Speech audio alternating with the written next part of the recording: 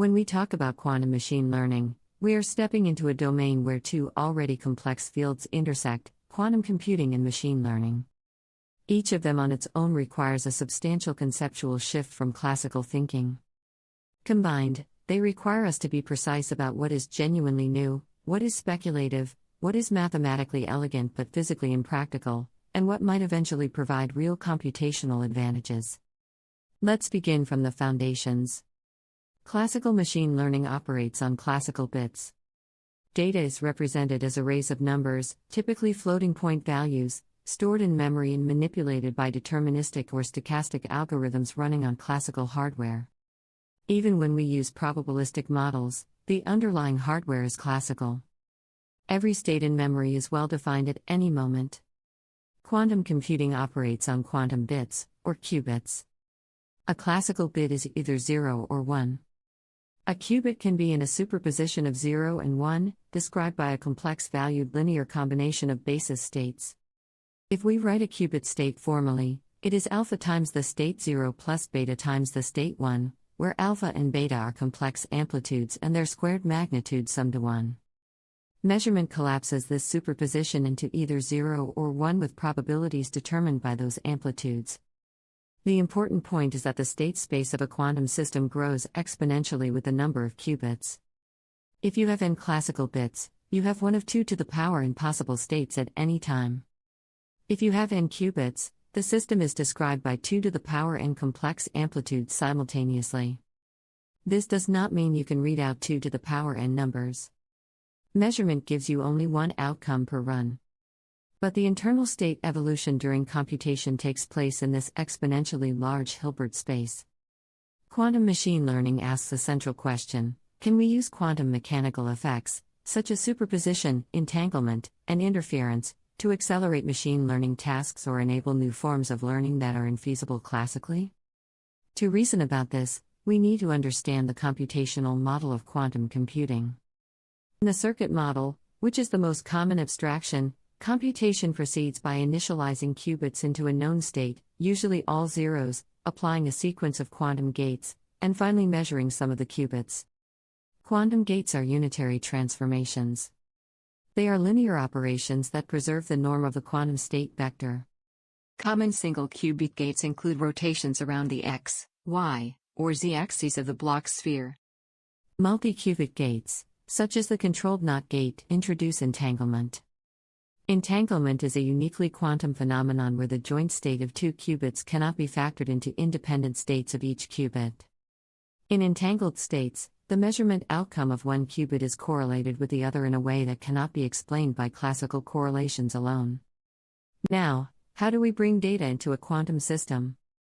This is one of the first major conceptual and practical challenges. Classical machine learning assumes data is available in digital memory. In quantum machine learning, we need to encode classical data into quantum states. This process is called quantum state preparation or data encoding. There are multiple encoding strategies. One approach is basis encoding, where each classical bit is mapped directly to a qubit in either 0 or 1. Another approach is amplitude encoding, where a normalized classical vector is encoded into the amplitudes of a quantum state. If you have a vector of size 2 to the power n, you can, in principle, encode it into n qubits. This sounds exponentially efficient in memory. However, preparing an arbitrary amplitude-encoded state generally requires a number of operations that scales with the size of the vector, so the exponential compression is not free. Another encoding approach is angle encoding, where classical features are mapped to rotation angles of qubits. For example, you might apply a rotation around the y-axis by an angle proportional to a feature value. This approach is widely used in variational quantum circuits for machine learning. Once data is encoded, we need a model. In classical machine learning, a model is typically a parameterized function. In deep learning, that function is represented by a neural network with weights and biases. In quantum machine learning, a common paradigm is the variational quantum circuit. A variational circuit consists of a sequence of parameterized quantum gates. The parameters are classical values that control rotation angles or other gate parameters. Control system The configuration. circuit acts on the input state and produces an output state. Measurements of certain observables give us scalar values that we interpret as predictions. Training such a model involves adjusting the classical parameters to minimize a cost function, just as in classical machine learning. The optimization loop is typically hybrid. A classical optimizer proposes parameter values, the quantum circuit is executed to evaluate the cost function, measurement outcomes are collected, and the classical optimizer updates parameters based on the results. This is known as a hybrid quantum classical algorithm. An example of this paradigm is the variational quantum eigensolver, originally designed for quantum chemistry. Although not a machine learning algorithm per se, it established the pattern of parameterized circuits in classical optimization. In machine learning, similar structures are used for classification, regression, and generative modeling. Consider a simple binary classification problem. We encode input features into a quantum state, apply a parameterized circuit, and measure an observable, such as the Pauli Z operator on one qubit. The expectation value of this observable lies between -1 and 1. We map that value to a class label. The loss function might be cross-entropy or mean-squared error. During training, we compute gradients with respect to circuit parameters. Gradient computation in quantum circuits can be done using the parameter shift rule. For certain types of gates, the derivative of an expectation value with respect to a parameter can be computed by evaluating the circuit at shifted parameter values. This avoids the need for symbolic differentiation through the quantum device and is compatible with hardware execution. Now we should ask, where does the potential advantage come from?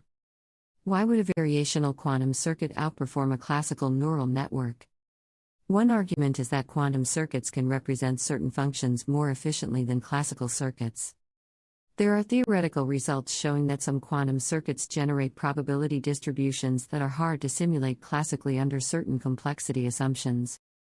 If a learning task requires modeling such a distribution, a quantum model might have an advantage. Another argument is related to kernel methods.